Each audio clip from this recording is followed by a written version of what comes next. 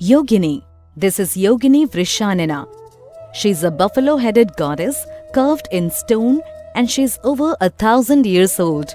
The body of Yogini is always human, but their heads are often found to be of an animal, perhaps to indicate an instinctive nature.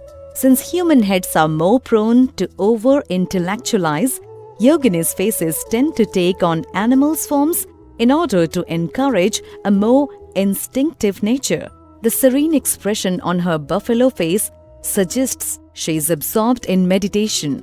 This is a practice Yoginis commonly use to gain mastery over science and acquire magical powers. She sits in a posture called Lalitasana, a pose that's been described as one of royal ease. We have just seen the same posture adopted by Somaskanda in previous talk. The Yogini's body is perfectly chiseled and adorned with jewelry. She holds a club in her left hand and her vehicle, a swan, nibbled on fruit she gently holds in her right hand. The fruit is from the sacred Bilwa tree, also known as Bengal quince, which has a long association with Supreme God, Lord Shiva.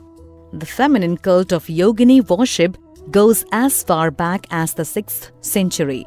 It involves elaborate, secretive, and esoteric tantric rituals. Yogini temples are usually simple, circular structures without a roof. They are located in remote and isolated places.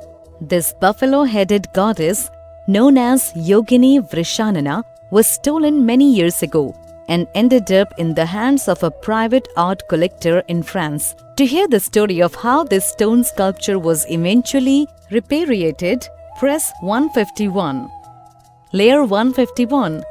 Return of the Yogini. Sometime between 1973 and 1982, the Yogini Vrishanina was stolen from the Yogini temple in the small village of Lokhari in the Banda district in the Bundelkhand region of Uttar Pradesh.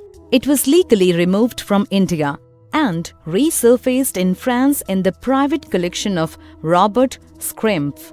When he died in 2007, his widow, Martine Scrempf, donated the sculpture to the Indian Embassy in Paris. It stayed there for 6 years while the Ministry of Culture went through the process of establishing the Yogini's authenticity and true origin. The French authorities allowed it to leave France, and in 2013, the 400-kilo Yogini Vrishanina was flown back to Delhi. The National Museum considered her repatriation so important that her homecoming was celebrated with its own exhibition at the National Museum called Return of the Yogini.